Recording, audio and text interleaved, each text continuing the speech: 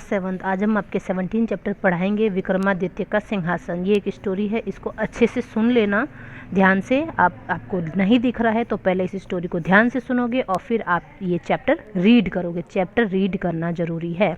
विक्रमादित्य के नाम से सभी लोग परिचित है। विक्रमादित्य को सभी जानते हैं। वह भारत के गौरवातीत सर्वोत्तम सम्राटों में से एक रहा है।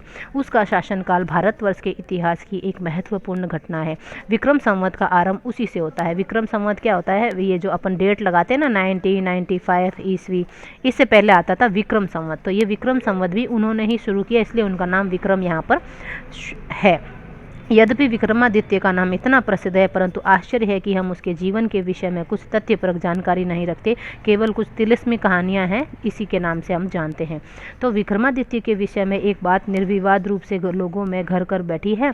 यह उसके विषय में प्रचलित कहानियों से भी प्रकट होता है कि ज्ञान व न्याय से उसे अत्यंत प्रेम था। किसको? विक्रमादित्य को। उसने अपनी प्रजा के साथ विशुद्ध एवं पूर्ण न्याय किया। अपने दरबार में वह विलक्षण प्रतिभा के धनी लोगों को रखता था, यानी विलक्षण प्रतिभा जिसमें टैलेंट होता था उनको ही वो अपने दरबार में रखता था। कि कहा जाता है कि उसमें न्याय करने की अद्भुत योग्यता थी। ऐसा माना जाता है कि विक्रमादित्य ने कभी किसी निर्दोष को दंडित नहीं किया, यानी कोई निर्दोष होता था उसको दंड नहीं दिया। न्याय करने में वह कभी भी धोखा नहीं खा सका। अपराधी को जब विक्रमादित्य के सामने लाया जाता था तो वह दंड के भय से कांपने लगता था। अपराधी को इस तथ्य का पता होता था, ये बात अपराधी को पता होती थी कि अगर मैं अपराधी घोषित हो जाऊंगा तो मुझे बहुत भयंकर दंड मिलेगा। विक्रमादित्य की आंखें उसके अपराध को पहचान ही लेंगी। लोग अपनी समस्याओं का सदा ही उत्तम समाधान विक्रमादित्य द्वारा पाते थे, यानी किसी को कोई प्रॉब्लम्स होती थी तो उसका सॉल्यूशन विक्रमादित्य जरूर निकालते थे। उन्हें उसके पश्चात भी यदि कोई भी न्यायाधीश अपनी पूर्ण योग्यता से निर्णय सुनाता था तो उसके बारे में कहा जाता था कि वह विक्रमादित्य के न्याय सिंहासन पर बैठा होगा। अब क्या है? विक्रमादित्य ने अपने राज्य की राजधानी उज्जैन को बनाया। अब उनके राज्य की राजधानी क्या थी? उज्जैन। प्राचीन काल में उज्जैन नगरी कला और संस्कृति का केंद्र थी। कला और संस्कृति क्या? वहाँ पर जो मंदिर वगैरह हैं वो इतने अच्छे मंदिर किले वगैरह बने हुए हैं, परंतु समय के साथ साथ इस नगरी के महत्व को लोग भूल गए हैं। जिस न्याय सिंहासन पर बैठकर विक्रमादित्य न्याय किया करता था उसे भी समय के चलते लोग विस्मृत करने लगा, यानी भूल गए हैं। उसका स्वर्णिम काल गए जमाने की बीत गई है। विक्रमादित्य का महल और किला नष्ट हो गया। उसके टूटे फूटे खंडहरों यानी अवशेषों पर घास तथा वृक्ष उग आए हैं। वह स्थान पशुओं का चारागृह बन गया, यानी उनके जो किला वगैरह थे ना वो सब टूट फूट गए, जो खंडहर जैसा बन गया। निकटवर्ती गाँव के लोग अपने मवेशी चराने के लिए आते, जो पास के गाँव है वो अपने जानवरों को चराने आते थे। चरवाहे लड़कों की देखरेख में प्राय पशु आ जाते और सायंकाल काफ़ी देर तक लौटते थे। वहाँ पर मतलब चराते हैं जानवरों को, भेड़ बकरियों को।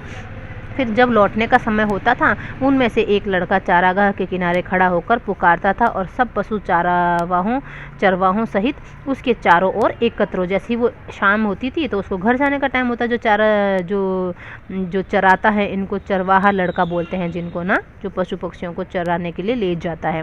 तो वो शाम को जब घर जाते थे तो वो आवाज़ मारता था तो सारे के सारे जानवर उसके पास इकट्ठा हो जाते थे। फिर वो उन सबको एक साथ सब मिलकर एक साथ घर लौटते थे और जो भी 2-4 लड़के भी जाते थे वो सब वहाँ मिल करके वापस आ जाते थे। उज्जैन के पास गाँव के चरवाहे के लड़कों का जीवन इसी प्रकार का था। इस प्रकार के बहुत सारे लड़के थे। चारागाह में हंसी मजाक होता था, जैसे फ्रेंड बन जाते हैं ना, वहाँ पर गाय चराने ले जाते हैं ग्रुप वाइज, तो समय गुजारने का उन्हें पर्याप्त आभास था। वे दिन भर खेलते रहते और मवेशी चरकर अपना पेट भरते थे। यही सबकी दिनचर्या होती थी। ऐसा ही उनका रेगुलर टाइम बीतता था। एक दिन उन्हें खेल का मनोरम मैदान मिला, बहुत अच्छा मैदान मिला। वृक्षों के बीच स्थित यह मैदान खुरदरा और उबड़ खाबड़ था। इधर उधर पत्थरों के निकले हुए सिरे थे और बीच में मिट्टी का हरा भरा टीला था। यह टीला किसी न्यायाधीश के सिंहासन की तरह दिखाई देता। टीला यानी एक जो टीला नहीं होता रेत का, वैसा। तो वो एक न्यायाधीश के सिंहासन के जैसे दिखता था।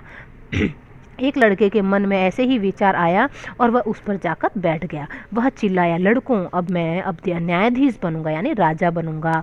तुम सब अपने मुकदमे मेरे पास लाओ, यानी जज बनूंगा। तुम सब अपने जो केस हैं वो मेरे पास लेके आओ, मैं तुम्हारे मुकदमों की सुनवाई करूंगा। इस प्रकार वह न्यायाधीश का अभिनय करते हुए चेहरा सीधा कर गंभीर भाव से बैठ गया। वो एकदम से वैसे बैठ गया जज के जैसे।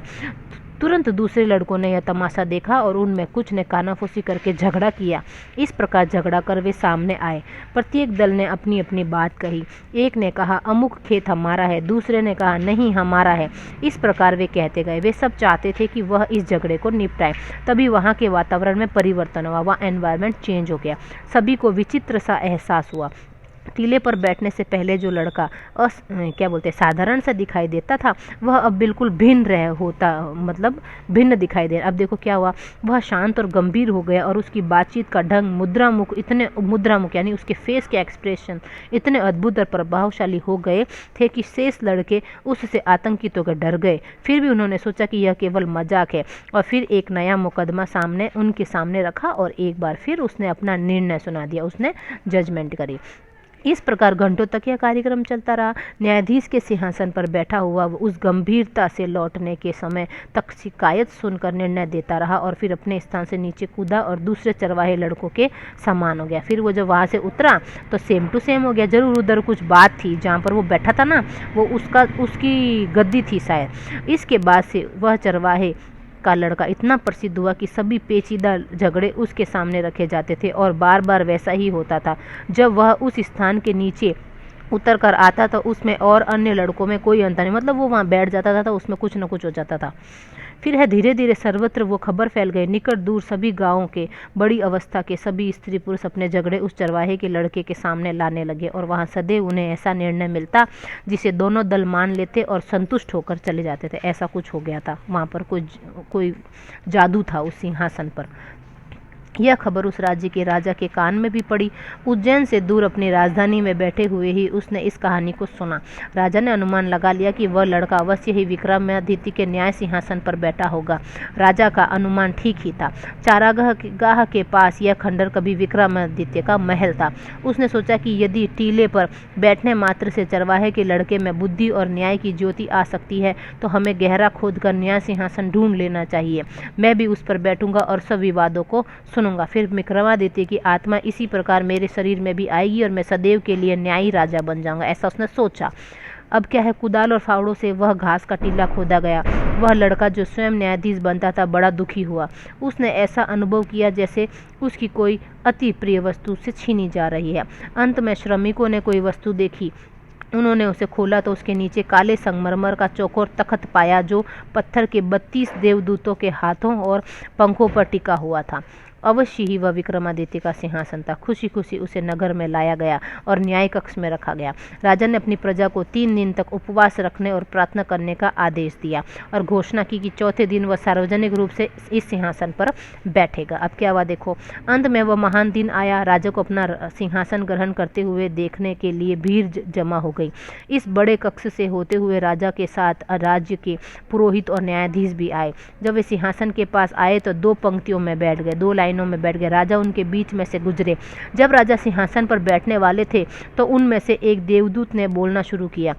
उसने कहा, रुको, क्या तुम स्वयं को विक्रमादित्य के न्याय सिंहासन पर बैठने के योग्य समझते हो? क्या तुमने ऐसे राज्यों पर शासन करने की इच्छा नहीं की जो तुम्हारे नहीं थे? थोड़ी देर तक राजा ने कोई उत्तर नहीं सोचा सका। वह जानता था कि उसका जीवन न्यायपूर्ण नहीं था। बहुत देर तक चुप रहने के बाद वह बोला, नहीं, मैं इसके योग्य नहीं हूँ। देवदूत ने कहा, तो फिर जाओ और 3 दिन तक उपवास और प्रार्थना करो जिससे तुम स्वयं को पवित्र कर सको और सिंहासन पर बैठने योग्य बन सको। ये शब्द कहकर उसने अपने पंख फैलाए और उड़ गया। कोई देवदूत आया था, कोई बर्ड आया था।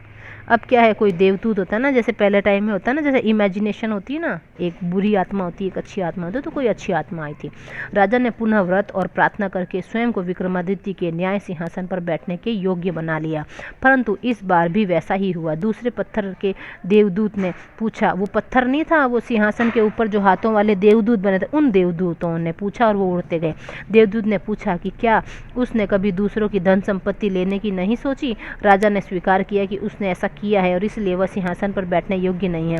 इस प्रकार जब भी राजा ने सिंहासन पाने की चेष्टा की, उससे किसी न किसी देवदूत ने प्रश्न पूछे और उसे हटना पड़ा।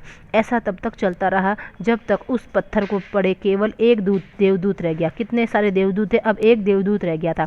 राजा बड़े आत्मविश्वास के साथ सिंहासन के पास गया, क्योंकि उसे लग रहा था कि उस दिन उसे अवश्य ही अपना स्थान ग्रहण करने की अनुमति मिल जाएगी। परंतु जैसे ही सिंहासन के पास पहुंचा, अंतिम देवदूत बोला, ए राजा, क्या तुम्हारा हृदय बच्चे के समान बिल्कुल शुद्ध है? यदि ऐसा है तो तुम वास्तव में सिंहासन पर बैठने योग्य हो। राजा ने बहुत धीरे से कहा, नहीं नहीं, मैं इस योग्य नहीं हूँ। यह सुनते ही देवदूत उस सिंहासन को अपने सिर पर रखकर आकाश में उड़ गया। वो देवदूत थे 7 जो क्वेश्चन पूछते रहे, फिर वो वापस वो उड़ते गए और लास्ट वाला देवदूत क्या हुआ, वो सिंहासन ही लेकर उड़ गया। इस प्रकार विक्रमादित्य का न्याय सिंहासन सदा के लिए पृथ्वी से लुप्त हो गया। अब संदेश क्या है, विक्रमादित्य के समान हमें भी न्याय प्रिय होना चाहिए। अब वो बच्चा बैठता था उसके ऊपर, तो बच्चा तो क्या होता है, वो ना कोई राजा था, ना उसने कभी किसी का धन लूटा था, उसका मन साफ था, है ना, बच्चे के समान शुद्ध था, तो वो वहाँ पर बैठ करके ऐसा न्याय करता था। लेकिन जब उस राजा ने सोचा कि मैं ऐसा करूँगा, तो वो धीरे धीरे वो देवदूत थे एक एक प्रश्न करके उड़ते गए और लास्ट वाला जो देवदूत था वो सिंहासन लेकर के ही उड़ गया। इस चैप्टर को अच्छे से रीड करना है, मैं इसके क्वेश्चन आंसर इसी के साथ ऐड कर रही हूँ। ओके बेटा, काम कंप्लीट करना है।